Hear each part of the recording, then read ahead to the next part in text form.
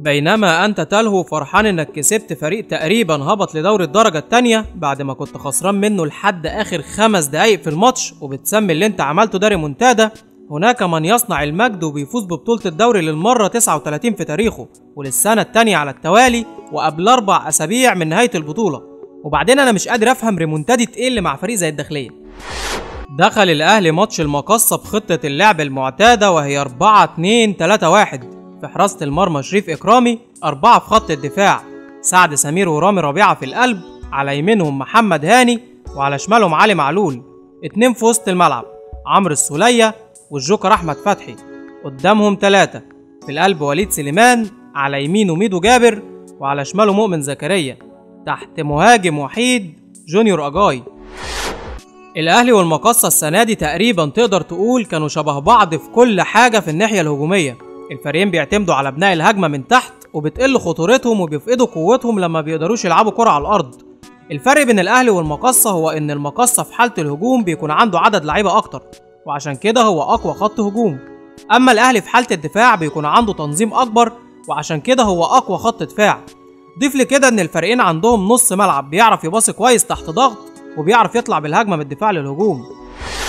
ماتش الأهلي والمقصة هو معركة نص الملعب ومين هيقدر يخلي الكرة معاه لأطول فترة ممكنة، والحقيقة إن المقصة هو اللي فاز بالمعركة دي وقدر يسيطر على نص الملعب وياخد الاستحواذ، واللي ساعدهم على كده هو غياب عبد الله السعيد وحسام عاشور، وهم أكتر 2 عند الأهلي بيعرفوا إزاي يحافظوا على الكرة تحت ضغط. وبالرغم من إن المقصة طول الماتش هو اللي ماسك كورة واخد الاستحواذ، لكن ما كنتش تحس إن ليهم أي خطورة أو إنهم قادرين يوصلوا لجول إكرامي، لأن لعيبة الأهلي كانوا واقفين في نص ملعبهم كويس ومغطيين كل المساحات وقرروا يلعبوا على المرتدات. يحسب للأهلي إنه كان نازل بيلعب بهدوء ومش مستعجل المكسب وكان مستني غلطات المقصة، ولما جت الغلطة استغلناها وحطيناها جول. لكن في نفس الوقت يحسب على لعيبة الأهلي إن وهم كسبانين 2-0 النتيجة حسستهم إن الماتش خلاص خلص. ده البدري بعد الجول التاني وهو بيشاور إن الماتش انتهى، فلما يكون ده رد فعل المدير الفني مستني من اللعيبة إنها تعمل إيه؟ هل كابتن حسام البدري ما يعرفش إن الجول ممكن يجي في ثانية وخصوصا مع فريق عنده قدرات وإمكانيات لعيبة المقصة؟ ولأننا قررنا إن الماتش خلص من قبل صفارة الحكم لبسنا بدل الجول 2. اتكلمنا كتير عن غلطات الدفاع، ولما نتكلم واحنا كسبانين ونصلح غلطاتنا أحسن ما نتكلم بعد فوات الأوان وخسارة البطولات. وأول حاجة اتكلمنا عنها هي الكرات العالية والعرضيات واللي بقت نقطة ضعف عندنا من بعد إصابة حجازي. وتاني حاجة هي الكرات البينية اللي بين قلبين الدفاع أو بين الباكات وقلب الدفاع. الأهلي عنده مشكلة مع الفرق اللي بتتحرك كتير من غير كرة في ظهر المدافعين، لكن طول ما اللاعب قدام عينينا ساعتها بيكون من السهل إننا نجيب الكرة ونقطع الهجمة. السيناريو أتمنى إنه ما يحصلش مع اللعيبة اللي ما كانتش بتشارك في ال4 ماتشات الباقية من الدوري. اوعى تيجي الماتش الجاي وتروح منزل اللعيبة اللي ما كانتش بتشارك كلها مرة واحدة، لأن دي أسوأ طريقة ممكن تعملها مع مجموعة لعيبة رجلها مش في الملعب. مشاركة اللعيبة دي في الماتشات لازم يتم على مراحل، لأن اللعيب اللي بيقعد فترة كبيرة ما بيلعبش بيكون محتاج لما ينزل يلاقي لاعب جاهز فنيا وبدنيا عشان يقدر يسند عليه في الملعب. أما لو نزلت كل اللعيبة اللي ما كانتش بتشارك مرة واحدة فبالنسبة لي مش هيكون ليها أي تفسير غير إنك بتعمل كده عشان تثبت للناس إنك بتديهم فرص وهم مش بيستغلوها، وساعتها اللعيبة دي مش هتقدر تطلع اللي عندها ومش هيضيفوا أي حاجة وهتبقى قضيت عليهم من قبل ما يبتدوا. لمحات من التغييرات. وصلنا لدرجة إن عبد الله السعيد لما اتصاب لعبنا بوليد سليمان مكانه، ولما غالي نزل هو اللي لعب مكانه، وده معناه إن صالح جمعة في مركز صانع اللعب بالنسبة للبدري مش هو الخيار الأول ولا التاني، والله أعلم هو رقم كام وإمتى هياخد الفرصة كاملة. تاني حاجة إن تغيير كريم ندفد لازم يحصل سواء ليه لازمة أو ملوش، وسواء هيلعب في مكانه أو لأ، يعني من الآخر لازم ينزل وخلاص. وأخيرا تخيل إن المقصة في آخر الماتش نزل أحمد عبد الظاهر كمهاجم واحنا نخلي محمد نجيب يسخن عشان ننزله، والله اعلم هو كان هينزل فين ومكان مين وكان شكلنا في الملعب هيكون عامل ازاي.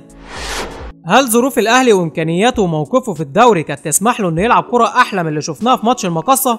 الاجابه الاهلي مش هيلاقي راحه ولا ظروف احسن من كده عشان يقدم كرة تمتع الجمهور، يعني ولا استغلنا اسم الاهلي ولا ترتيبنا في الجدول ولا حتى اننا داخلين الماتش وعارفين اننا محتاجين نقطة من ال5 ماتشات الباقية عشان ناخد الدوري.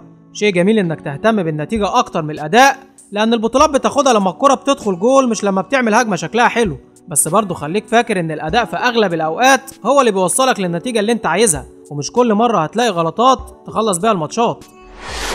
بالنسبة للناس اللي اتريقت على الأهلي في موضوع هروب كولوبالي، أحب أقولك إن أي نادي معرض إنه يقابل لاعب مستهتر ويحصل منه نفس الموقف اللي حصل مع الأهلي، بس المهم هو إن النادي بيتصرف إزاي في المواقف اللي زي دي.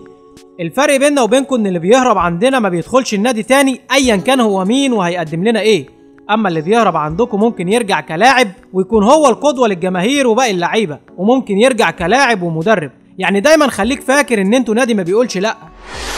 في كل زمان ومكان هيقابلك أعداء النجاح اللي يحاولوا يقللوا من إنجازاتك ويشككوا في أي بطولة بتاخدها، وبعد ما وصلنا لنهاية الدوري ورسميا خدنا البطولة هتلاقيهم بيهروا في أي كلام ملوش أي معنى، زي مثلا إحنا خدنا البطولة لأنهم وحشين مش لأننا كويسين، أو مثلا إننا خدنا البطولة بالتحكيم. ولأن الذاكرة بتاعتهم عاملة زي السمكة فأكيد مش هيفتكروا الكلام اللي قالوه بعد ما خدوا الدوري في الموسم قبل اللي فات، زي مثلا يمين يعيش ويشوف الأهلي بياخد الدوري تاني. المهم انت كأهلاوي لما تفتكر كلامهم من سنتين وتسمع كلامهم دلوقتي هتعرف قد ايه الناس دي بتعاني واننا حاطين عليهم كتير.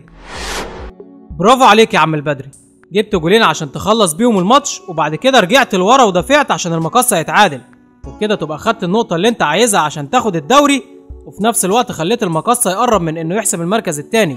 ومش بس كده، ده انت كمان خليت اللي يجيب الاجوان فينا احمد الشيخ وجون انطوي، يعني اللعيبة المعارين من عندنا. برافو عليك، خطة في منتهى الذكاء. منتهى الذكاء يا عم خيري، منتهى الذكاء.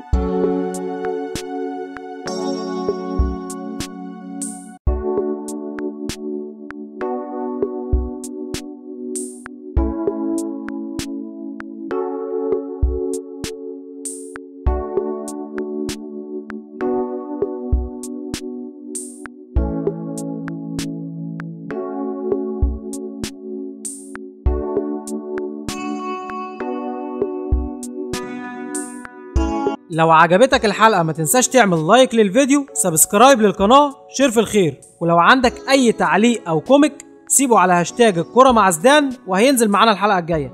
اشوفكم على خير.